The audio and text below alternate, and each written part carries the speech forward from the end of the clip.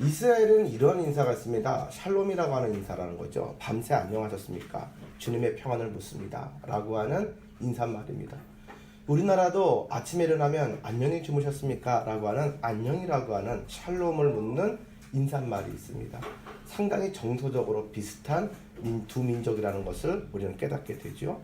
오늘 이 아침에 여호와 샬롬의 은혜가 여러분의 심령 가운데 함께하기를 주님의 이름으로 축원합니다. 사람들은요 많은 것들을 원하는 것 같지만 결국은 하나입니다. 공통적으로 원하는 것은 참 평안을 원한다라는 것입니다. 돈도 아니고 명예도 아니고 장수도 아니고 참 평안함이 내게 임하기를 원합니다. 참 평안이 뭘까요? 생각해보니까 참 평안이라고 하는 것은 하나님의 나라가 내 심령 가운데 임하는 것, 그것이 바로 참 평안이 되는 줄로 믿으시기 바랍니다. 하나님의 나라는 누가 왕일까요? 하나님이시지요. 그러면 우리의 마음이 내가 주인이 아니라 하나님이 왕이 되시고 주인이 되어 주실 때 하나님의 다스리시는 참 평안의 천국이 되는 줄로 믿으시기 바랍니다. 참 평안을 누리기 위해서 많은 세상의 요소들, 인기들, 명예들, 부들 이런 것들로 채운다고 한들 그 평안이 오지 않습니다. 허무함과 여전히 헛되고 헛될 뿐이라고 하는 낙심만이, 좌절만이 그러한 마음을 어지럽게 한다라는 것이죠. 이처럼 세상 사람들은 참 평안을 얻기 위해서 동분서주합니다. 여러 가지 시도를 할 수 있는 것은 다 해봅니다. 그런데 솔로몬이 뭐라고 고백합니까? 모든 것들을 누렸던 솔로몬이 헛되고 헛되니 모든 것들이 헛되다라고 이야기를 합니다.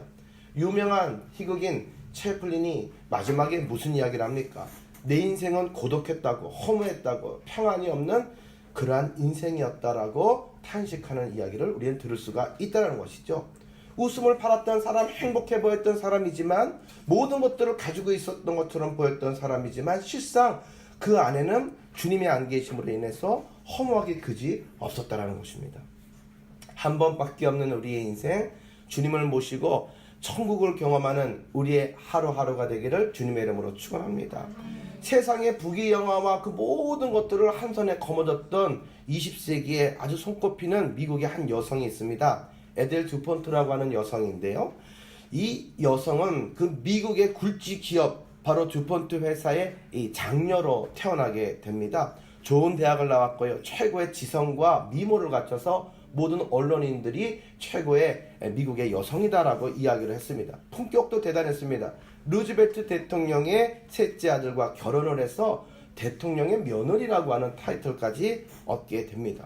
누가 보더라도 부러워할 만한 그런 동경의 대상이었죠. 그런데 뜻밖의 일이 벌어지는데 49세의 나이에 바로 이 여인이 자살을 하게 됩니다. 모든 것들을 다 갖췄는데도 끔찍한 일을 행하게 됩니다. 왜 그럴까요? 그것은 모든 것들로 채워봤지만 채워질 수 없는 공허함과 그 마음의 허무함을 달랠 길이 없어서 그가 자기의 집 욕실에서 목을 메고 자살하게 되었다는 사실입니다. 이해할 수 없는 내용이죠. 세상에 주는 것들이 참다워 보이지만 결국에는 불안과 고통과 허무함 뿐이라는 사실을 우리는 많은 사실과 신뢰를 통해서 우리는 알 수가 있다는 것입니다. 성경을 해서 뭐라고 말하냐? 우리의 인생이 아침 안개와 같이 그냥 피었다 지는 그런 인생이라고 야고보서 4장은 이야기를 하고 있습니다. 들의 꽃과도 같은 그런 인생이 우리다. 해가 뜨면 시들어버리는 그런 연약한 인생이라고 시편은 우리에게 고백하고 있다는 것이죠. 세월이 지나가면 지나갈수록 연륜이 쌓이고 부가 쌓이고 모든 것들이 쌓여갈수록 시간이 지날수록 행복하고 편안해져야 되는데 오히려 무겁고 수고함만이 더할 뿐인 인생이 우리의 인생이다. 그렇게 지쳐있고 그렇게 불안해하는 우리의 인생을 바라보며 주님은 이렇게 말씀합니다. 무겁고 모든 수고하고 무거운 짐진 자들아 다 내게로 오라. 내가 너희를 쉬게 하리라. 여러분, 사람이 일도 좋지만요 너무 진액을 쏟게 되면은 마음이 울적해지고 우울증이 막 오게 됩니다. 이겨낼 수가 없는 거예요. 일도 많이 했고 성취도도 높은데 어떻게 뭐 감당이 안 돼. 그래서 사람은요 쉬어줄 줄 알아야 돼요. 쉼이라고 하는 거, 안식이라고 하는 것을 건너뛰어서는 안 됩니다. 잘 나간다고 해가지고 내 마음에 더 할 수 있다고 생각해서 더 나가서는 안 된다는 거죠. 우리가 출애굽의 여정을 바라보면 하나님께서 이스라엘에게 주시기로 하셨던 가나안 땅으로 들어가는 과정 속에서 철칙을 지켰던 게 무엇입니까? 그네들은 쉬지 않고 바로 가나안까지 가고 싶었습니다. 되게 급했습니다. 더 달려가고 싶었습니다. 그런데 하나님께서는 구름기둥과 불기둥을 스톱을 시키시고 그곳에서 이틀이든지 한 달이든지 1년이든지 머무르게 하셨습니다. 이해가 되지 않죠. 갈 길이 바빠 죽겠는데 왜 이렇게 머무르게 하실까? 때로는 너무 몸이 피곤하고 지쳐서 멈춰서고 싶은데 구름기둥과 불기둥이 진군을 하게 되면 따라가야만 됐습니다. 내 마음과 내 뜻대로 그렇게 내 방법대로 가는 행군의 길의 원리가 아니었고 말씀대로 가는 것이었다. 우리는 이곳에서 무엇을 배우게 됩니까? 그래서 그들이 지쳤습니까? 그래서 그들에게 무엇 하나 부족함이 있었습니까? 아니죠. 그 40년을 돌아보게 되면 부족한 것 하나 없도록 때를 따라 먹이시고 입히시고 모든 것들을 허락하신 분은 하나님이신 줄로 믿으시기 바랍니다. 그들이 오락을 하면 레크레이션을 하면서 먹고 마시면서 쉼을 얻었느냐? 그건 애굽에서의 쉼의 방식이고 광야에서 그들에게 쉼을 주신 방법은 하나님과 함께 대화하고 교제하는 훈련의 시간이었다. 그 시간이 성도들에게는 진정한 안식이 되는 줄로 믿으시기 바랍니다. 우리는 안식일을 거룩하게 지켜라. 주일을 성수하라. 이게 무슨 얘기입니까? 바로 우리의 쉼은 하나님 품 안에서 참다운 쉼을 얻게 되는 줄로 믿으시기 바랍니다. 여자들이 시집을 가요. 그리고 지치고 상한 심령이 되었을 때에 쉬기 위해서 어디로 갑니까? 친정으로 가죠. 친정으로 가서 쉽니다. 거기 가면은 정말로 모든 것들을 엄마가 쉬라고 다 감당해주고 또 나에 대해서 얼마나 잘합니까? 엄마도 시집살이를 해봤으니 잘 알죠. 그러니까 다 이해를 하니까 그렇게 편안하게 쉬게 해주고 말동무가 되어주고 또 먹고 싶어하는 걸 알기 때문에 그때그때 맛있는 또 그 익숙한 음식을 주어서 그 기력을 그 기쁨을 되찾게 하고 다시 일상으로 돌아가게 하지 않습니까? 우리의 선한 아버지가 되시고 우리의 선한 본처가 되시는 바로 예수님, 바로 하나님, 그분을 섬기는 이 교회에서 하나님과의 만남의 자리를 우리가 믿음으로 우선순위로 사수하는 주인공 되기를 주님의 이름으로 축원합니다. 진정한 쉼은 안식은 어디에 있습니까? 나를 정말 사랑하시는 분의 음성을 듣고 그분의 손길을 느끼는 그 자리에 있게 되는 줄로 믿습니다. 인생을 살아가다 보면 항상 좋은 날만 있지 않습니다. 예수님 믿는다고 모든 것들이 좋으냐? 어려움이 없느냐? 두려움이 없느냐? 그렇지가 않습니다.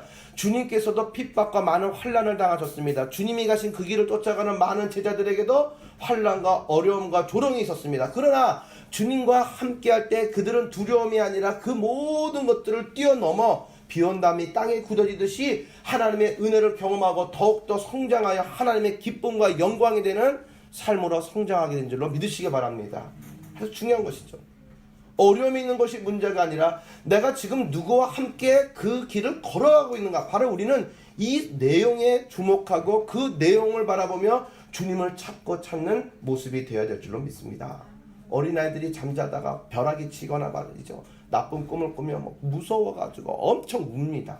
이유를 알 수 없이 엄청 울어요. 그러면 엄마가 자다가 그 아이를 등을 토닥토닥거려주면서 괜찮아 그래서 아무개야 괜찮다 엄마 여기 있다 그렇게 하면서 이야기를 해주면 이 아이가 말이죠 그 엄마의 음성을 듣고서 마음에 인해 평안함을 찾습니다. 그리고 다시 잠에 깊이 들어갈 수가 있어요. 그런데 막 두려워하고 무서워하는데 자기를 평안을 주는 위로하는 그 달래주는 그 손길과 그 음성이 들리지 않으면 잠에서 깨가지고 대성통곡을 하고 막 울게 되는 것이죠. 우리 인생이 그러합니다. 우리 인생 가운데 여러 가지 악몽과 같은 많은 일들이 일어나지만 그 속에서도 괜찮다, 평안하다, 괜찮다, 다 지나갈 것이다. 우리를 위로하시고 우리를 위해 중보기도 하시는 주님의 음성을 날마다 듣는 우리 주인공이 되시기를 주님의 이름으로 간절히 축원합니다. 그러면 우리는 어떠한 상황 속에서도 7.8기 오뚜기처럼 다시 일어나서 주의 말씀에 의지해서 모든 담을 뛰어넘는 주인공이 되게 될 줄로 믿습니다. 오늘 본문의 말씀을 바라보면 십자가를 눈앞에 두고 뭔가 말로 콕 집어 이야기할 수 없지만 마지막 고별 설교를 하고 계시는 예수님의 이 설교를 듣노라 하니 자신들의 전무였고 그렇게 의지했던 예수님에게 큰 일이 당할 것 같은 그런 모든 전조를 느끼게 됩니다. 그래서 제자들의 마음속에는 두려움이 가득 차게 됩니다. 주님께서는 그것을 아셨죠. 그리고 그 두려워하는 제자들에게 말씀하실 때 나의 평안을 너에게 주노라 이렇게 말씀을 하셨거든요. 근데 재미난 것은 예수님이 그 제자들이 두려워하는 것을 알았어요.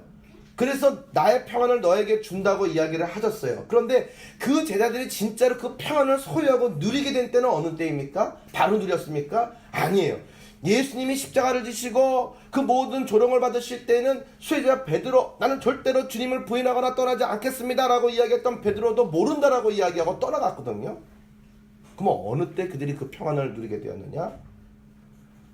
부활하신 주님이 약속하신 성령님의 임재를 위해서 간절히 마가다락방에서 기도할 때 성령님이 임하셔서 깨닫게 하시고 마음에 담대함을 주시고 나와 동행하시는 이에게 집중하게 하실 때 우리의 마음에 평안이 임하게 된 줄로 믿으시기 바랍니다. 평안이 임하게 되면 우리를 두려워하게 했던 모든 풍랑 위를 걸어가는 권세를 행하게 되는 줄로 믿습니다.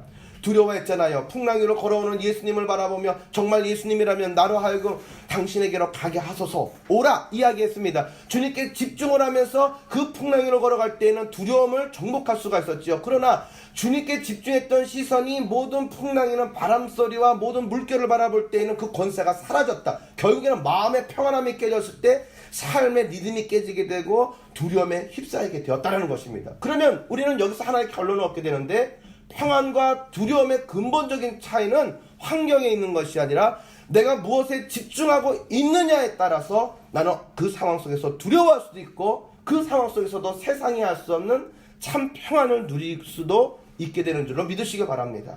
우리는 조건을 바라보면서 돈이 좀 있으면 평안할 텐데, 명예가 좀 있으면 평안할 텐데, 내 육신이 좀 건강하면 평안할 텐데 라고 이야기하지만 그게 참 대답이 아니라는 것입니다. 누구와 동행하고 있고 이 시간 누구를 바라보느냐에 따라 그 자리는 우리에게 천국이 되기도 하고 지옥이 되기도 하는 줄로 믿으시기 바랍니다. 한 남녀가 있습니다.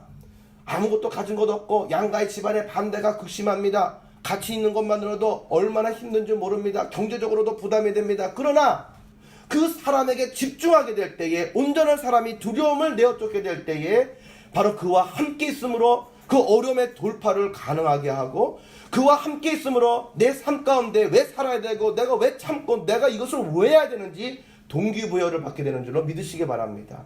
중요한 거 아니겠습니까? 옛날에 솔로일 때 나 혼자라고 한다면 회사에서 이 취급을 받고 이 어려운 상황 속에서 이게 다니겠습니까? 피곤하다고, 기분 나쁘다고, 뭐 여러 가지의 내용으로 돈을 조금 준다고 그만 사표를 던지지 않겠습니까? 그런데 이 가정의 처와 자식을 바라보게 되면은 그거를 참고 견디는 거예요. 그러다 보면 해뜰 날이 오고, 그러다 보면 하나님이 높이실 때가 오기도 하고, 그러면 그 모든 것들에 대한 의미를 되찾게 되죠.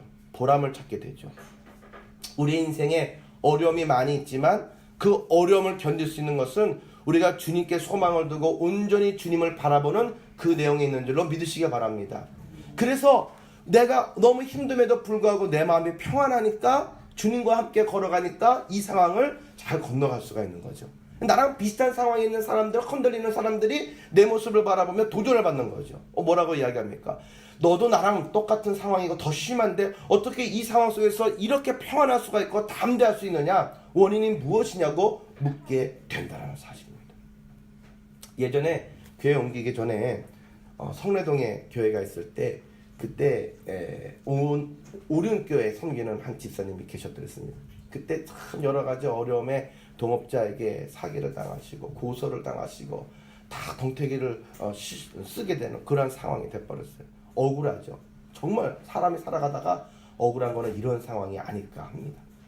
아무도 도와줄 수 없어요. 사람들은 자기들끼리 짝이 맞춰가지고 그렇게 사랑을 베풀고 많은 선정을 했는데, 많이 돈도 주고 많이 아껴줬는데 다 모두가 한 통 속에 돼가지고 나를 공격할 때, 세상에 나 혼자라고 생각을 하고 외롭고 고독할 때, 그때에 가장 힘들어 하실 때 기도를 받다가 말씀 공부를 하겠다. 하나님 그걸 원하신다. 왜? 어려울 때 나의 피할 피난처와 바위는 하나님이시다. 그래서 성경 공부를 시작을 했습니다. 사모랑 같이 셋이서 시작을 했죠. 그런데 참 재미난 것은 그 모든 문제에 내가 모든 집중하는 것이 아니라 그 모든 문제들을 떠나서 이 모든 문제는 하나님이 해결해 주시고 나는 주님께 집중하겠습니다 하니까 하나님이 이 모든 것들을 풀어서 그를 그 위기에서 건져내시더라는 것이죠. 말도 안 되는 일들이 막 연출되기 시작하는데, 그 상대방이 자기 변호사에게 자기의 솔직한 모든 내용들을 갖다가 이야기하는 이메일을 모르고 이 사람한테 이메일을 다 보내버린 거예요. 결정적인 근거가 되지 않겠습니까? 거꾸로. 이겼어요. 감옥 다 보냈어요. 야, 일이 이렇게도 되는구나. 참 기가 막히구나. 하나님이 나를 위하시면 세상이 나의 머리털 끝 하나 건드리지 못하는 줄로 믿으시기 바랍니다. 하나님께서 불길과 같은 눈동자로 여러분의 심령과 여러분의 영혼과 가정과 이 재단과 민족을 지키시기를 주님의 이름으로 간절히 축원합니다. 세상 사람들은 돈 많아도 불안해하는 사람 많습니다. 집에 가보면 금고 사놓는 사람이 의외로 참 많다라는 사실입니다. 그래서 제가 길을 가다가 보니까 금고 파는 가게가 있더라고요. 그래서 제가 한번 지나가다가 그 아저씨가 나와 계시길래 사장님이 이렇게 얘기했습니다.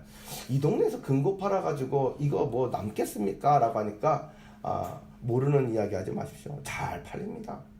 불안하니까 은행에 놔두려고 해도 여기저기 불안하니까 집안에 놔두는 게 최고인데, 그러니까 더욱더 큰 개인 금고를 얼마나 많이 사가는지 아십니까? 잘 됩니다. 이렇게 이야기를 하는 거예요. 깜짝 놀랐어요. 그러나 자기의 그 모든 것들을 어디 맡길 데가 없이 끌어안고 있기 때문에 더 불안해하는 사람들이 엄청나게 많다는 것이죠. 한 부자가 있었습니다. 돈은 많았습니다. 명예도 있었습니다. 그러나 그의 마음은 늘 불안하고 초조했습니다. 어떻게 하면 이 평안을 지킬 수가 있을까? 고민하다가 이렇게 생각을 했습니다. 평안을 나에게 도전을 주는 그런 그림을 크게 뽑아가지고 거실에다가 걸어놓고 내가 수시대대로 봐야지. 그래서 마음의 평안을 삼자. 유명한 화가 둘을 불렀습니다. 그리고 그 화가들에게 이 평안을 주제로 그림을 그려서 가지고 오게 해달라고 값비싼 대가를 치르게 되었습니다. 한 그림을 바라보게 되니까 푸른 초장 잔잔한 물가에 구름 한 점 없는 이 가을 날씨와 같은 날씨에 산천초막에 고요하고 평안한 그림을 담는 내용이 있었습니다. 좋았습니다. 또 하나의 화가가 그린 그림을 바라보았습니다. 거기에는 바닷가의 그림인데 거기는 비구름과 온통 하늘에는 먹구름이 있어가지고 완전히 정말 물보라가 치고 있는 그러한 내용인데, 그 바위 틈새로 한 둥지에서 어린 새 한 마리가 이러한 상황을 알고 있는지 모르고 있는지 꾸벅꾸벅 졸고 있는 그러한 그림이었습니다. 이 두 그림을 바라보면서 여러분들은 과연 어떤 그림 속에서 평안함을 느끼십니까? 일반적으로 세상 사람들은 전자의 경우라고 이야기하는데, 우리가 누리는 평안은 세상이 줄 수도 없고 세상이 이해할 수도 없는 어떤 상황 속에서도 우리가 서 있는 그 상황 속에서 하나님의 임재와 하나님의 보호하심을 경험하는 평안인 줄로 믿으시기 바랍니다. 그러한 것을 경험했던 사람이 누구냐면 다니엘이죠. 사자굴 속에 또 다니엘의 친구들은 풀무불 가운데 던져졌음에도 불구하고 그 속에서도 평안을 누렸단 말이죠. 여러분, 꿈을 가진 사람들은 더 많은 도전을 받게 되어 있습니다. 사단이 그것을 가만 보지 않기 때문이죠. 그래서 바로 요셉도 말이죠. 그 꿈 때문에 치러야 할 대가가 엄청났다는 것입니다. 그래서 그는 그 마음속에 하나님을 향해서 원망하고 불평할 만도 했는데 그의 삶 속에는 전혀 그런 그림자가 보이지 않습니다. 왜 그렇습니까? 그의 마음속에는요, 하나님이 주시는 평안을 경험했기 때문인 줄로 믿습니다. 사도 바울을 바라보십시오. 전도 여행을 가는데 소아시아에 어느 정도 열매를 맺은 교회를 돌면서 그렇게 마음의 평안함과 대접을 받으려고 돌려고 편안하게 하는데, 마게도니아로부터 환상이 나와가지고 연고도 없는 유럽으로 와서 우리에게 말씀을 전하라고 하는, 도우라고 하는 환상을 보입니다. 이거 하나님의 명령이시죠. 이 말씀을 따라서 가봤더니 능력이 나타났습니다. 그런데 그 대가가 무엇입니까? 죄를 뒤집어 쓰고 빌립보 감옥에 갇히게 되었다. 그 맞고 억울하고 조롱당하고 마음이 힘든 그런 가장 힘든 시간, 새벽에 밤 늦게, 그때에 그의 입술에 찬양과 기도가 나올 때 하나님의 임재가 임하게 된 줄로 믿습니다. 하나님이 임재하시면 어떠한 것들이 일어나게 되느냐? 우리의 육신과 마음과 영혼을 붙잡았던 모든 쇠고랑의 착고가 풀려지고 모든 결박이 끊어지고 파쇄되는 은혜가 나타나게 되는 줄로 믿으시기 바랍니다. 한 길로 어두움의 그림자들이 들어왔다가 7길로 도망가는 역사가 오늘 이 시간 여러분의 심령과 삶 속에 영육간에 임하기를 나사렛 예수 그리스도 이름으로 축원합니다. 그때에 우리는 평안함을 누릴 수가 있다라는 것이죠. 오늘 우리가 찬양 드린 내용 가운데 평안을 너희에게 주노라, 세상이 줄 수도 없는, 세상이 알 수도 없는 평안을 너에게 주노라 찬양했습니다. 이 말씀을 오늘 주님은 여러분과 저를 향해 말씀해 주십니다. 왜? 주님이 주신 사명을 감당하기 위해서 나가야 되는 여러분들이 주님 앞에 나와 안식을 취할 때 주님이 우리의 평안의 주님이 되어주시기 때문인 줄로 믿습니다. 그럼 주님의 평안은 우리가 어떻게 함으로 누릴 수가 있느냐? 첫 번째로 의로움으로 누리는 평안인 줄로 믿으시기 바랍니다. 죄의 자리에 서게 되면 평안이 깨집니다. 그래서 두려움의 자리가 있는 것은 언제나 죄의식과 죄의 그림자가 있습니다. 죄의 모든 결박을 주 예수 그리스도로 끊어버릴 때 평안이 오는 이유는 바로 그것입니다. 예수 그리스도의 보혈의 공로가 그 모든 의롭다 하심이 우리에게 임함으로 우리에게 참 평안과 은혜가 임하기를 주님의 이름으로 축원합니다. 아담과 하와가 에덴 동산에 처음에 살 때는 그곳은 천국이었다고 성경은 이야기를 합니다. 그런데 어느 때에 그 평안이 그들에게 깨졌느냐? 죄질 때입니다. 하나님의 말씀을 어길 때 곧바로 두려움이 엄습하게 되었고 그들은 평안을 느끼지 못했다는 사실이죠. 여러분, 많은 것을 가지지 못해도 하나님과 함께 그 은혜와 평안을 느끼며 두 다리 쭉 뻗고 자는 그러한 은혜가 있기를 주님의 이름으로 축원합니다. 그러나 실망하지 마십시오. 주님의 말씀에 순종하는 자들에게 주님은 그 모든 필요한 것들을 채우시고 높이시는 하나님이 되기 때문인 줄로 믿습니다. 여러분, 어떤 사람이 예전에 실수로 사람을 죽였습니다. 그리고 난 다음에 무서워가지고 자수하지 못하고 도망다녔습니다. 그러다가 10년 가까이 도망을 다녔는데 이제 공소시효가 며칠 남지 않았습니다. 그런데 그 사람이 잡혀버렸어요. 뜻밖의 편의점에 가다가 잡혀버렸어요. 그래서 많은 언론인들이 말이죠, 인터뷰를 하는데 말이죠, 보통 바라보게 되면은 좀 이해가 되는 상식적인 인터뷰를 해야 되는데 기자가 조금 이상한 질문을 합니다. 어떻게 바라보면 당신은 공소시효를 며칠 앞두고 참 안타깝습니다 라고 이야기를 하면서 며칠만 더 지나면 될 것을 지금 잡혀서 참 여러 가지로 마음이 어렵지 않습니까? 그 신경을 좀 얘기해 주시죠. 이렇게 인터뷰를 했다는 것이죠. 죄를 졌으면 죄를 받아야지. 며칠 지나면 공소시효가 만료된다고 얘기하며 그 소감을, 그 억울함을 얘기해보라고 유도 질문하는 이런 또 인터뷰는 무엇입니까? 그런데 뜻밖의 대답을 그 범죄자는 하게 됩니다. 이제야 사람 사는 것 같습니다. 이제야 두 다리 뻗고 제가 잘 수 있을 것 같습니다. 그러면서 의외로 그 사람의 얼굴에 평안한, 체념한 듯한 모습과 더불어 평안한 모습을 비춰줬다라는 사실이죠. 여러분, 죄의 문제를 풀지 않고 그 멍에를 벗어던지지 않고는 우리가 참 평안에 나설 수가 없습니다. 그래서 예수님께서 평안의 선한 목자가 되시는 이유는 그분이 우리를 위해서 행하신 일이 있고 그분의 보혈의 공로가 있기 때문인 줄로 믿습니다. 두 번째로는 우리가 주님이 주시는 평안을 누리기 위해서는 하나님의 뜻을 이루어드림으로써 하늘로부터 임하는 평안의 주인공이 되기를 주님의 이름으로 축원합니다. 아주 중요한 것입니다. 평안은요, 이 세상에 어떤 요구 조건이나 어떤 조건이 그렇게 충족되어서 오는 것이 아니라 하나님의 뜻이 나의 삶을 통해서 이루어지게 될 때에 그때 비로소 우리는 하늘의 평안이 임하게 되는 줄로 믿으시기 바랍니다. 얼마나 큰 기쁨이 내게 임하겠습니까?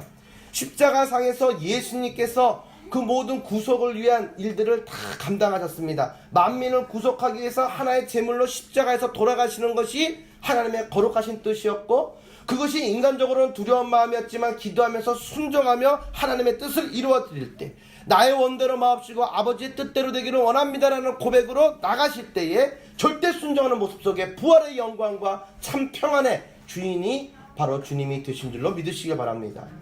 여러분, 인생을 살아갈 때에 우리가 왜 불안함을 느낍니까? 이유는 하나죠. 내 마음대로 했기 때문입니다. 엄마 아빠가 이렇게 심부름을 시켰는데 이렇게 하지 말라고 했는데 내가 하고 싶은 대로 마음대로 했기 때문입니다.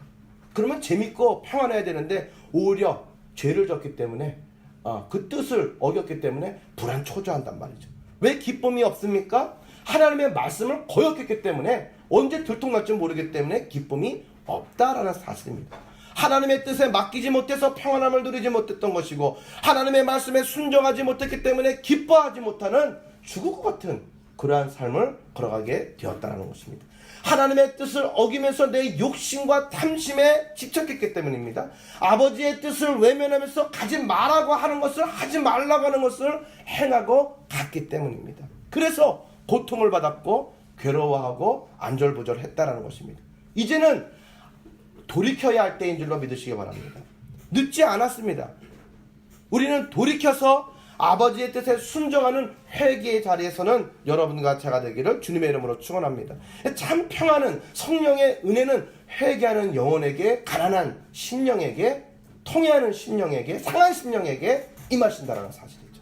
오늘 여러분과 저의 심령이 통해하는 심령, 상한 심령이 되어서 성령님을 모시고 그 평안을 누리는 고백의 주인공이 되기를 주님의 이름으로 축원합니다. 마지막으로 우리가 하나님이 나와 함께 하시는 것을 믿을 때에 우리는 참 평안을 누리게 되는 줄로 믿으시기 바랍니다. 우리가요 주님과 함께 동행하면 그 어디나 하늘나라의 은혜를 경험하는데 이러한 고백을 누가 하냐면 다윗이 합니다. 다윗이 내가 사망의 음침한 골짜기로 지날지라도 주의 지팡이와 막대기가 나를 도우십니다. 주님께서 내 원수의 목전에서 내게 기름을 바르셨으니 내 잔이 넘칩니다. 내가 여호와의 집에 영원히 거하겠습니다 라고 하는 고백을 한다라는 사실이죠. 오늘 여러분과 저도 그러한 고백의 주인공, 그러한 주님을 믿음으로 초청하는 주인공이 되기를 주님의 이름으로 간절히 축원합니다.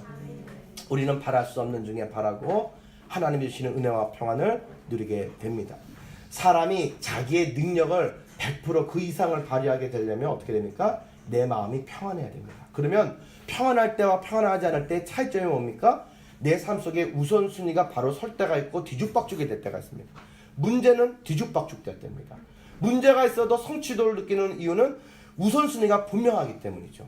내 마음에 두려움이 오게 되면 뒤죽박죽이 되어서 내 삶이 완전히 그냥 엉망이 됩니다. 그러나 내 마음속에 주님과 동행하고 주님을 바라보는 믿음이 있게 될 때에는 주님이 밝은 빛이 되어주셔서 나로 하여금 걸어가야 할 길을 밝히시고 나로 하여금 모든 시험을 당할 쯤에 피할 길을 내시고 그 모든 길의 위험한 길을 건너가도록 도우시는 줄로 믿으시기 바랍니다.